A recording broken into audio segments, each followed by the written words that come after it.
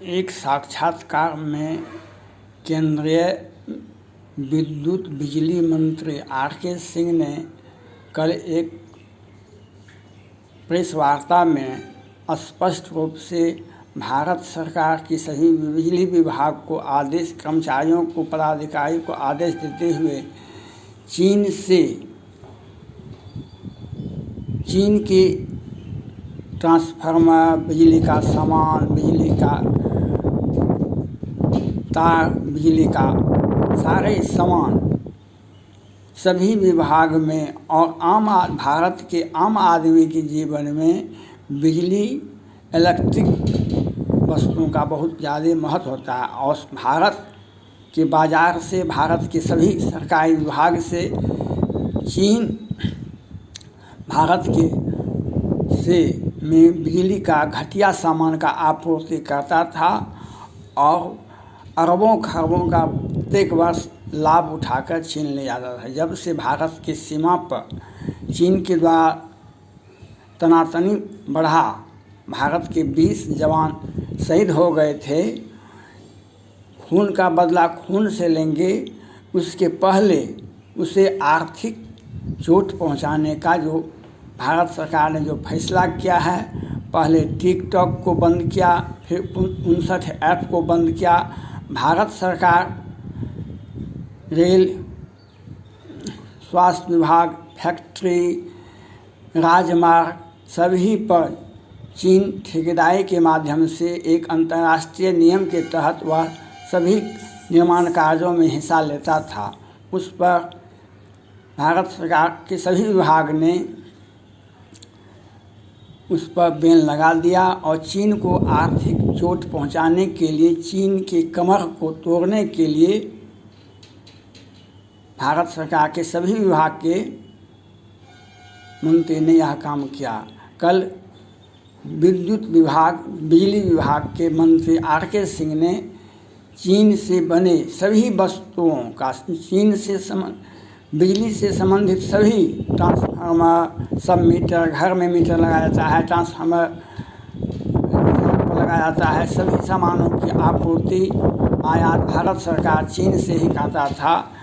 अब उसका सामान बाज़ार में भी, भारत के बाज़ार में भी घटिया सामान कम मूल्य पर मिलता था, जिससे भारत के आम आदमी खरीदते थे और उसका शोषण करते थे। चीन बिजली विभाग से, बिजली से, इलेक्ट्रिक वस्तुओं से चीन अरबों खरबों भारत से ले जाता था प्रत्येक वर्ष। लेकिन सभी विभागों ने अपना अपना कर्तव्य पूरा किया और बिजली विभाग और विद्युत विभाग के मंत्री ने कल वह पूरा बिजली विभाग और बिजली से संबंधित एक भी सामान, चीन से बने हुए सामान भारत आयात नहीं हो सकता है और चीन की आर्थिक रीढ़ की हड्डी को तोड़ने के लिए चीन को यह बहुत बड़ा सदमा पहुंचेगा। बिजली विभाग से वह अरबों खरबों रुपया भारत से ले आता था, वह कल से बंद हो गया। इस बीच रक्षा मंत्री राजनाथ सिंह ने चीन को चुनौती देते हुए कहा कि भारत हर मोर्चे पर युद्ध के लिए चीन से तैयार है। उन्होंने कल, इसके पहले माननीय प्रधानमंत्री जी ने भी चीन को एक सख्त संदेश देते हुए विस्तारवादी नीति का जो विस्तार से नियम बताया, उसका उदय होता है, उसका अंत भी बताया था। और कल राजनाथ सिंह ने भी, जो रक्षा मंत्री हैं, उन्होंने भी चीन को हर मोर्चे पर चुनौती देते हुए कड़ा संदेश दिया। इस बीच सीमा पर गतिरोध, चीन मीटिंग बहुत का 5 बार अब तक का मीटिंग हो चुका है सीमा पर, सेना पीछे हटने पर, लेकिन चीन कहता कुछ है, करता कुछ और है। इसलिए भारत भी यह सोच रहा है कि सर्दी में वहाँ रोकना सेना को देखते हुए, सेना की समस्या को देखते हुए उसके गर्म कपड़े, उसके अस्थाई आवास, वहाँ के वातावरण के ऊपर वहाँ पर रहने के लिए सेना के जवान को उसके मुताबिक सभी सुविधाओं का विस्तार से अध्ययन कर रहा है, जिससे चीन जब तक सीमा पर तनाव देता रहेगा, भारतीय सेना भी चीन की आंख में आंख डालकर वहां बैठा रहेगा और अपनी सरहद के रक्षा करता रहेगा। LAC पर चीन के साथ कायम गतिरोध के बीच सेना लंबी तैयारी में जुट गई है। गतिरोध की लंबा खींचने के आसार हैं, इसलिए सैनिकों की सर्दियों तक यहाँ रुकने के इंतजाम किए जाए हैं। इसके लिए आवश्यक संसाधन जुटाए जाए हैं। उसके चलते माना जा रहा है कि सर्दियों में पहले यह गतिरोध खत्म नहीं होने वाला है। यदि सर्दी शुरू होने के बाद भी चीनी सेना पीछे नहीं हटती है तो फिर टकराव और लंबा खींच सकता है। ऐसे में सेना ने अभी से अपनी तैयारियां को चाक चौबंद करना शुरू कर दिया है। सेना के सूत्रों ने कहा कि सेना को वहां कब तक रहना पड़ सकता है, यह इस बात पर निर्भर करता है कि चीनी सेना पीछे कब हटती है। लद्दाख क्षेत्र में अभी सेना के करीब 4 बटालियन मौजूद हैं, जो किसी भी चुनौती से निपटने के लिए तैयार हैं। यहाँ संख्या करीब 32,000 के करीब होती है। आम तौर पर इस क्षेत्र में 1 बटालियन से ज़्यादा मौजूद नहीं रहती है। इसके अलावा बड़े पैमाने पर ITBP के जवान भी शामिल हैं। 2000 अतिरिक्त जवान ITBP ने हाल में वहां भेजे हैं। वायुसेना और नौसेना की अतिरिक्त मौजूदगी वहां पर है।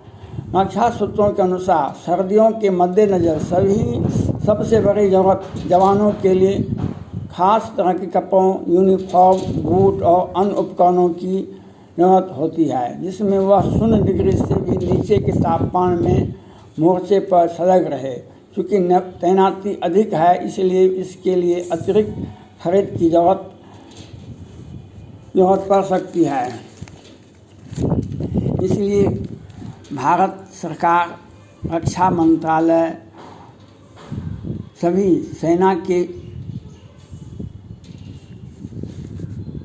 सीमा पर चीन के साथ तनातनी के बीच सेना के सभी जरूरत की वस्तुओं को खरीद कर और आगे ठंड की सर्दी का मौसम आने वाला है। चीन अगर पीछे हटेगा उसके बाद ही भारत की सेना भी वहाँ सीमा से पीछे हट सकती है, और जब तक चीन वहाँ पर बैठा रहेगा भारत की सेना भी चीन को सामने डटी रहेगी। इसके लिए हम भारत सरकार का जो नीति है वह बहुत ही अच्छा है, स्वागत योग्य है। वार एंड वार पॉलिसी के तहत यह आता है कि जब तक दुश्मन की सेना हमारे सरहद तक आने वाली है तब तक हम उसका देखते रहें, वह उसकी चाल क्या है, उसका मकसद क्या है। इसलिए वार एंड वार पॉलिसी के तहत चीन के साथ जो विवाद हुआ है इस पर भारत सरकार और रक्षा मंत्रालय ने बहुत